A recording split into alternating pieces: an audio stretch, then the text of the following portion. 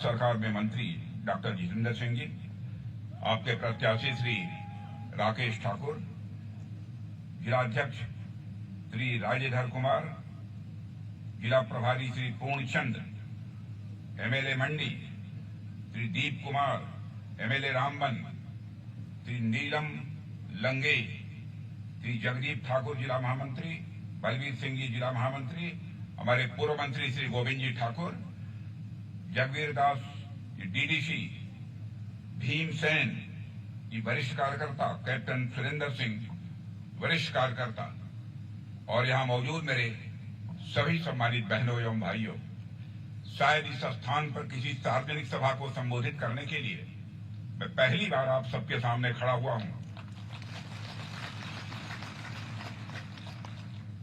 पहली बार आया हूं, फिर भी आप लोगों ने बहुत ही गर्मजोशी के साथ स्वागत किया है। भारत की परंपरा है और शिष्टाचार का तकाजा भी है। स्वागत, अभिनंदन और सलाम दुआ कभी एक तरफा नहीं होने चाहिए। इसलिए मैं भी शीश झुकाकर आप सभी बहनों भाइयों का हार्दिक अभिनंदन करता हूं और आप सभी का स्वागत करता हूं। बहनों भाइयों, 10 वर्षों के बाद जम्मू कश्मीर में चुनाव हो रहे हैं और आप सभी जानते हैं कि यह केवल केंद्र शासित प्रदेश का चुनाव नहीं है,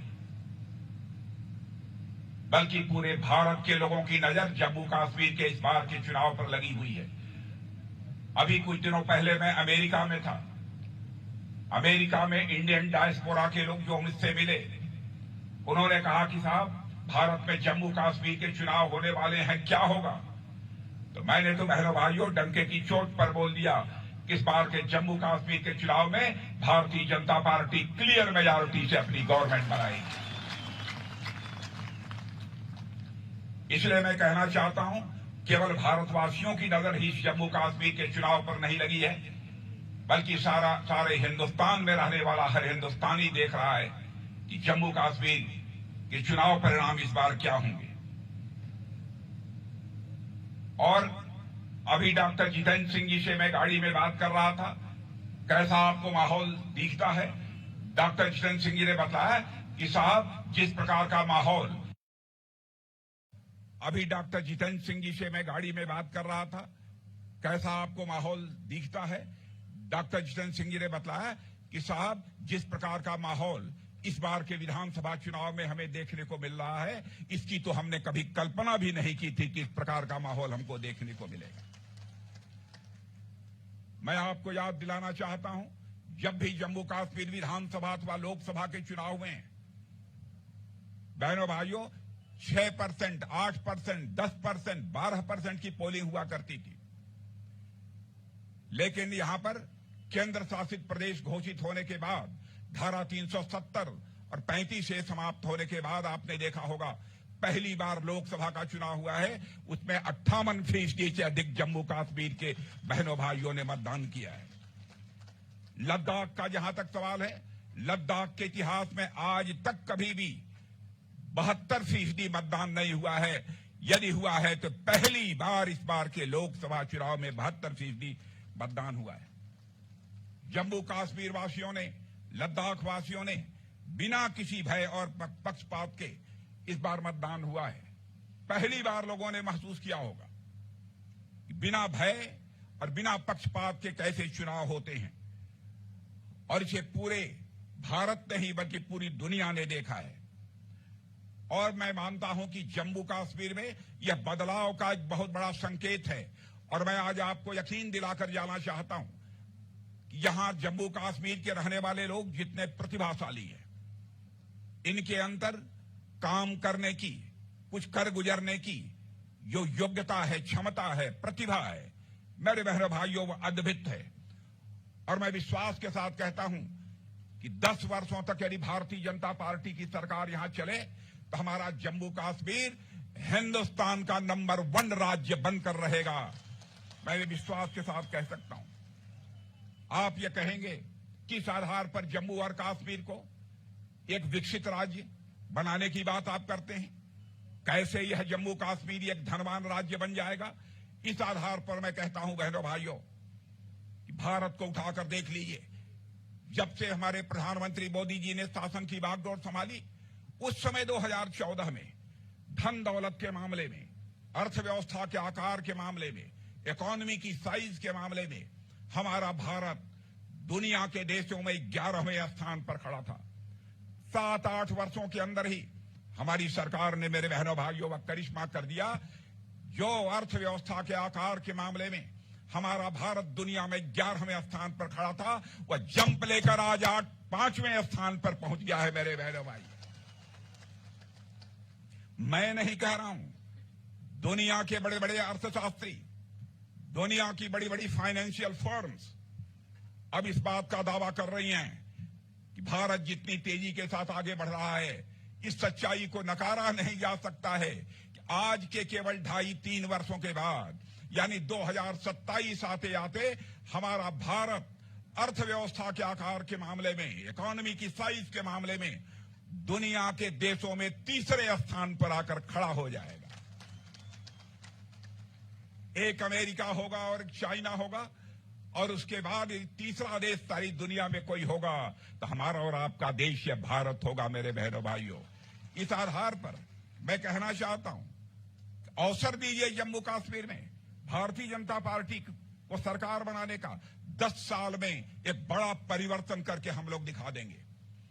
केंद्र शासित प्रदेश होने के बाद क्या क्या यहां परिवर्तन हुए हैं, उसकी जानकारी आपके सांसद डॉक्टर जितेंद्र सिंह जी ने दी है, आपके प्रत्याशी राकेश ठाकुर ने दिया। मैं उस बहुत विस्तार में नहीं जाना चाहता हूं। कितनी सड़कें बनी हैं, कितना काम हुआ है, क्या क्या सुविधाएं लोगों को प्राप्त हुई हैं। बराबर एक आतंक का माहौल यहां रहता था कश्मीर घाटी में, यहां तक कि ताजिया का जुलूस भी नहीं निकल पाता था श्रीनगर में, ऐसे हालात हो गए थे। आज किसी मां के लाल में यह हिम्मत है, किसी ने मां के दूध पिया है कि अब श्रीनगर में आकर भी अपने हाथ में पिस्टल और रिवॉल्वर पकड़कर लोगों के ऊपर गोली चलाने की जरूरत कर सके। बहनों भाइयों, सरकार चलाने के लिए, प्रदेश और देश बनाने के लिए जहां कौशल की जरूरत होती है, स्किल की जरूरत होती है, दिल के तड़पन की जरूरत होती है, वहीं पर मजबूत कलेजे वाला भी प्रधानमंत्री और मुख्यमंत्री चाहिए, तभी किसी राज्य और देश का विकास हो सकता है। आजादी के बाद यहां के हालात इस प्रकार थे, बेटियां अपने को महफूज नहीं महसूस करती थी, समाज के कमजोर तबके के लोग यहां पर मतदान नहीं कर सकते थे। क्या गलती थी उनकी, क्या अपराध किया था उन्होंने? लंबे समय तक केंद्र में कांग्रेस की सरकार रहने के बावजूद उनको अपने इस मौलिक अधिकार से वंचित रखा गया।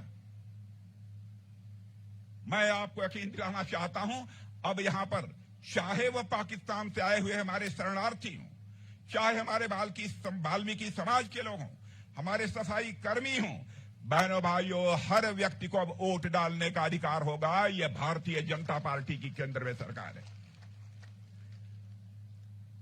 एसटी समुदाय को भी, जो आदिवासी समाज के लोग हैं, जिनको एसटी स्टेटस हम लोगों ने दिया है, उनको भी अब असेंबली में मतदान करने का, असेंबली में उनके लिए भी सीट अब रिजर्व करने का काम हम लोगों ने किया है।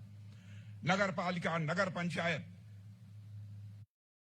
किया, उस लोग कहते थे धारा 370 समाप्त करेंगे तो जम्मू कश्मीर में आग लग जाएगी। बहने भाइयों, धारा 370 डंके की चोट पर हम लोगों ने समाप्त कर दिया। किसी मां के लाल में हिम्मत नहीं है कि अब रिवाल्वर उठाकर किसी के सीने पर अपनी गोली चलाए। लेकिन कांग्रेस पार्टी जिस नेशनल कॉन्फ्रेंस के साथ गठबंधन कर रखा है, उस नेशनल कॉन्फ्रेंस ने अपने चुनावी घोषणा पत्र में कहा है, हम आएंगे तो जो धारा 370 समाप्त की गई है उसे हम बहाल कर देंगे। बहनों भाइयों, मैं आपसे पूछना चाहता हूं, क्या चाहते हैं आपकी धारा 370 जो समाप्त हुई वह बहाल हो जाए? या किसी के पास कलेजा नहीं है बहनों भाइयों के धारा 370 को यहां पर बहाल कर सके? आपने G20 का सम्मेलन देखा होगा, दुनिया के 20 देशों के बड़े बड़े दिग्गज देशों के प्रतिनिधि, राष्ट्रपति, प्रधानमंत्री दिल्ली में आए हुए थे। लेकिन शायद आजाद भारत के इतिहास में पहली बार G20 का एक सम्मेलन कहीं पर हुआ था तो कश्मीर घाटी में हुआ था। बहनों भाइयों, इसे कहते हैं सरकार, इसे कहते हैं हुकूमत। पहले जम्मू कश्मीर सारी दुनिया में लोग कहते थे कि टेररिज्म का स्पॉट है। बहनों भाइयों, अब जम्मू कश्मीर के बारे में सारी दुनिया में धारणा बदल चुकी है। अब जम्मू कश्मीर टेररिज्म स्पॉट के रूप में नहीं जाना जाता है, बल्कि यह टूरिज्म स्पॉट के रूप में जाना जाता है। आपने देखा होगा कि यहां पर किस तरीके से टूरिस्ट की संख्या तेजी के साथ बढ़ी है। जाकर देखना हो तो श्रीनगर में जाकर देखिए, यहां पर लगभग 35 वर्षों तक कभी ताजिया नहीं निकला था। रेल कनेक्टिविटी हो, रोड कनेक्टिविटी हो, इंफ्रास्ट्रक्चर हो, इन सब का कितनी तेजी के साथ विकास हुआ। और बॉर्डर के जो अंतिम गांव हैं, जिनकी बराबर उपेक्षा होती रही है, मैं भारत का रक्षा मंत्री होने के नाते मैं कहना चाहता हूं बहनों भाइयों, हम लोगों ने अपने प्रधानमंत्री के नेतृत्व में यह फैसला किया है कि बॉर्डर के पास का जो अंतिम गांव होगा, अब वह इस देश का अंतिम गांव नहीं कहा जाएगा, बल्कि इस देश का पहला गांव कहा जाएगा। बहनों भाइयों, उस बॉर्डर के गांवों का भी हम तेजी के साथ विकास करेंगे। जम्मू कश्मीर जाने में पहले 12 से 14 घंटे लगते थे। राकेश ठाकुर से मैं पूछ रहा था अब कितने घंटे लगते हैं। इन्होंने कहा साहब अब जम्मू से कश्मीर जाना होता है तो हमको 4 साढ़े 4 घंटे लगते हैं। बहनों भाइयों, इस तरीके से हुकूमत यदि ठीक रहे, अच्छी हो, काम करने वाली है, बहुत बड़ा परिवर्तन लाया जा सकता है। मेरी जहां तक जानकारी है 2019 के बाद जम्मू कश्मीर के विकास पर हमारी सरकार ने 38,000 करोड़ 38,000 करोड़ रुपया इन्वेस्ट किया है। पहले कश्मीर वैली में चले जाइए, बहुत सारे नौजवानों के हाथों में पिस्टल और रिवॉल्वर हुआ करती थी। आज जाकर परिवर्तन देख लीजिए, आज उनके हाथों में पिस्टल रिवॉल्वर नहीं है, बल्कि लैपटॉप है और कंप्यूटर आपको देखने को मिलेगा। यह बड़ा बदलाव आया है। 2022 के बाद एक भी पत्थरबाजी की कोई घटना नहीं हुई। कांग्रेस कहते हैं कि 370 को फिर से लाएंगे। लाकर दिखाओ यदि हिम्मत है। जब तक भारतीय जनता पार्टी हिंदुस्तान में रहेगी बहनों भाइयों, कोई मां का लाल यहां धारा 370 इम्पोज नहीं कर सकता है। आपने नेशनल कांग्रेस को भी देखा है, पीडीपी को भी देखा है, कांग्रेस को भी देखा है, सारी राजनीतिक पार्टियों को देखा है। बहनों भाइयों, जिस समय यहां पर पीडीपी की सरकार थी, मैं भारत का गृह मंत्री था। बराबर आकर उस समय के मुख्यमंत्री महबूबा जी से मैं कहता था हालात सामान्य होने चाहिए। यहां तक कि मेंबर ऑफ पार्लियामेंट का एक डेलीगेशन मेरे गृह मंत्री रहते हुए मेरे नेतृत्व में यहां पर आया था। मैं विरोधी दल के कुछ सांसदों को, वरिष्ठ सांसदों को, जिसमें शरद यादव जी भी उस समय थे, कम्युनिस्ट पार्टी के भी नेता थे, मैंने कहा कि हम तो भारतीय जनता पार्टी के हैं, हमसे यह सब हुर्रियत वाले लोग हमसे जलते हैं, हमको देखकर चिढ़ते हैं। लेकिन मैं चाहता हूं कि श्रीनगर में अमन अमान के हालात कायम होना चाहिए। यदि आप लोग यह बात करिए तो हम बात करने के लिए तैयार हैं, लेकिन शांति चाहिए, शांति की बहाली हम कश्मीर में चाहते हैं। और मेरे ही हमसे पूछकर शरद यादव और कुछ कम्युनिस्ट पार्टी की लीडर उनसे मिलने के लिए हुर्रियत कॉन्फ्रेंस के लोगों के दरवाजे पर गए, और बहनों भाइयों, उन लोगों ने दरवाजा बंद कर दिया था। हमारे देश के वरिष्ठ सांसदों से वह बात नहीं करेंगे। छोटे मासूम बच्चों के ऊपर, जिनके ऊपर केसेस लगे थे, बार बार वहां की जनता कहती थी कश्मीर की कि गृह मंत्री जी मासूम बच्चे हैं, छोटे बच्चे हैं, इनके केसेस को विड्रॉ कर ली। उस समय की मुख्यमंत्री से बात किया मैंने कहा कि मैं आप इस बात की मैं इजाजत देता हूं कि जो मासूम और छोटे बच्चे हैं जिन पर मुकदमे लगे हैं वो वापस कर लिए जाए। कलेजा खोलकर कश्मीर में हालात को काबू पाने के लिए, हालात को बेहतर करने के लिए जो कुछ भी करना था बहने भाइयों हम लोगों ने किया। लेकिन जिस तरीके से उन्हें रिस्पॉन्ड करना चाहिए था, इन लोगों ने नहीं किया। आतंकवादियों के प्रति हमदर्दी हुआ करती थी। अभी मैंने सुना कि नेशनल कॉन्फ्रेंस के लीडर उमर अब्दुल्ला साहब ने क्या कहा है? कहा अफजाल गुरु को फांसी नहीं होनी चाहिए। मैं पूछना चाहता हूं उमर अब्दुल्ला साहब से कि अफजाल गुरु का फांसी नहीं होनी चाहिए थी, क्या उन्हें सार्वजनिक रूप से माला पहनाया जाना चाहिए? क्या किया जाना चाहिए? इस सवाल का मैं आपसे जवाब चाहता हूं। और ये लोग कहते हैं हम फिर से 370 को बहाल करेंगे। मेरे भाइयों, यहां पर 5 सालों में आपको जानकर खुशी होगी, शायद आंकड़ों की जानकारी आपको नहीं होगी। 40,000 की भर्तियां हम लोगों ने की, 40,000 की भर्तियां की। और हमारा एक बगल में पाक कश्मीर है, पीओके। क्या बदनाम है पीओके के बारे में? बहन भाइयों, यहां भी सरकार बनाइए। यहां के विकास को देखकर पीओके के लोग कहेंगे कि हम पाकिस्तान के साथ नहीं रहना चाहते, हम भारत के साथ जाना चाहते हैं।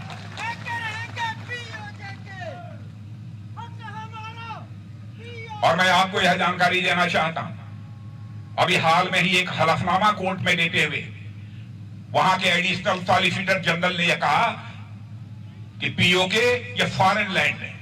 मैं पीओके के लोगों से कहना चाहता हूं, पाकिस्तान के लोग आपको फॉरेनर मानते हैं, आपको विदेशी मानते हैं, लेकिन भारत के लोग आपको विदेशी नहीं मानते हैं। पीओके के लोगों को हम अपना मानते हैं। आइए हमारे साथ आइए।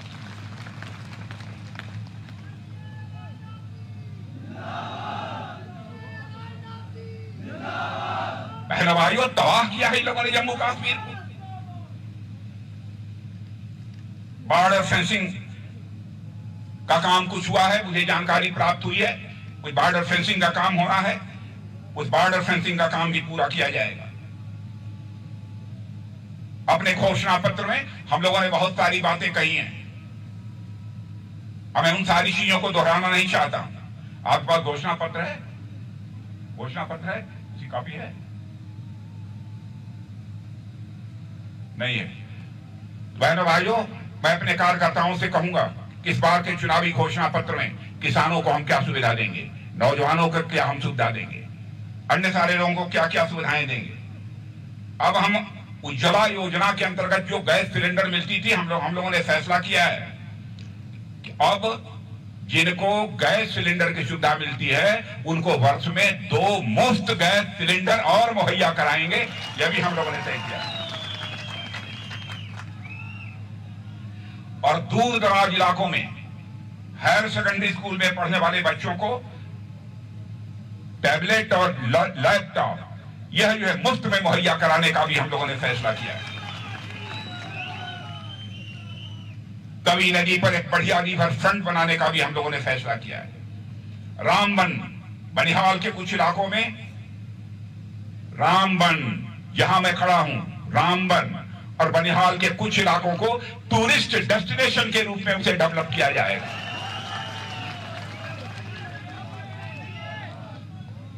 जम्मू और श्रीनगर में मेट्रो रेल कनेक्टिविटी दोनों शहरों में होगी, आपको यह मैं विश्वास दिलाना चाहता हूं। कश्मीरी पंडितों की वापसी हम कराएंगे इस जम्मू कश्मीर की धरती पर मेरे बहनों भाई, और सुरक्षित वापसी कराएंगे। पश्चिमी पाकिस्तान के जो शरणार्थी होंगे, चाहे पाक कश्मीर के शरणार्थी होंगे, वाल्मीकि समाज के लोग होंगे, गोरखा समाज के लोग होंगे, मैं उनको आश्वस्त करना चाहता हूं, सरकार बनाइए, जम्मू कश्मीर की धरती पर हम आपका पुनर्वास करेंगे, यहीं पर आपको लाएंगे, यहीं पर आपको सारी सुविधा मुहैया कराएंगे। मेरे भाइयों, एक बहुत तड़पन है हम लोगों के दिल में। जम्मू कश्मीर के पास प्रतिभा संपन्न लोगों की कमी नहीं है, योग्य लोगों की कमी नहीं है, काम करने की लोगों की नीयत है, काम करने का कौशल है, वो अपने प्रदेश का विकास करना चाहते हैं, लेकिन जो अवसर उन्हें मिलना चाहिए वह अवसर अब तक नहीं मिल पाया है।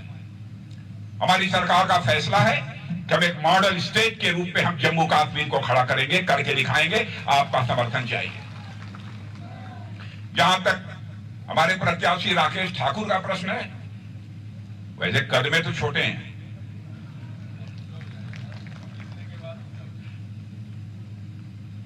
लेकिन डॉक्टर जितेंद्र सिंह जी कह रहे हैं कि राकेश ठाकुर जीतने के बाद ऊंचा हो जाएगा। मैंने कहा राकेश ठाकुर को मैं कहना चाहूंगा, ऊंचा मत होना।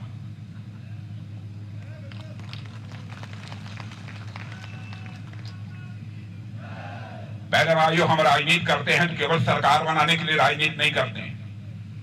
हम राजनीति करते हैं तो समाज बनाने के लिए राजनीति करते हैं, देश बनाने के लिए राजनीति करते हैं।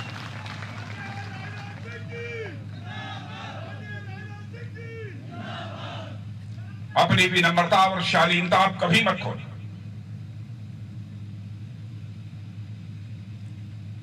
हम सब तो राम के अनुयायी हैं। आपने देखा होगा, अब उनके पूरे एक दो घटनाओं की चर्चा नहीं करना चाहता हूं। विनम्रता शालीनता की पराकाष्ठा,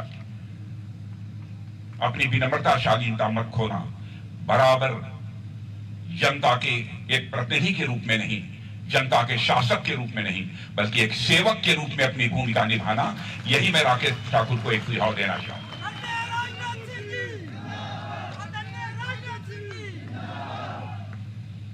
बहनों भाइयों, डॉक्टर जितेंद्र सिंह जी आपके सांसद हैं। आप कहेंगे कि वह मौजूद है इसलिए बात मैं कह रहा हूं। इनकी गैर मौजूदगी में भी मैं ये बात कहता हूं।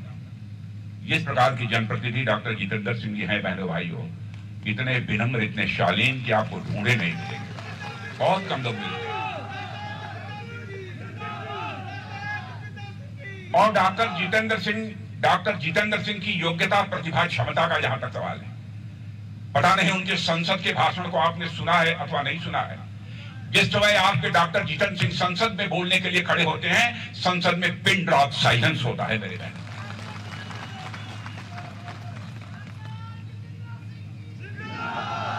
आप सब सौभाग्यशाली हैं कि आप लोगों को एक ऐसा सांसद मिला हुआ है। मैं समझता हूं कि कोई व्यक्ति जम्मू कश्मीर का नहीं कह सकता कि हमने कभी डॉक्टर जितेंद्र सिंह को नाराज भी देखा है, चेहरे पर कभी उनके गुस्सा देखा है। यह विनम्रता शालीनता की भी पराकाष्ठा है। आप सब इस मामले में सौभाग्यशाली हैं और राकेश ठाकुर भी उसी मार्ग पर चलेंगे। और बहनों भाइयों, मैं आप लोगों से अपील करना चाहता हूं, आप राकेश ठाकुर को बम्पर वोटों से जिता दीजिए। जो इस मीटिंग में नहीं आए हैं उनसे भी मैं कहना चाहता हूं, प्राण जाई पर वचन न जाई। आप जिता दो। आप, मैं राम वनवासियों को यकीन दिलाना चाहता हूं, यदि डॉक्टर जितेंद्र सिंह जी और राकेश ठाकुर हमें इजाजत देंगे चुनाव जीतने के बाद, तो मैं एक बार फिर से रामबन की धरती पर आऊंगा। बहनों भाइयों, फिर से आऊंगा। रामबन की धरती पर मैं आऊंगा, फूलों की हार पहनकर अपना स्वागत कराने के लिए नहीं आऊंगा, बल्कि एक बार शीश झुकाकर आप सभी का अभिनंदन करने के लिए आऊंगा, आप सबके प्रति आभार व्यक्त करने के लिए आऊंगा। आप सबको बहुत बहुत धन्यवाद।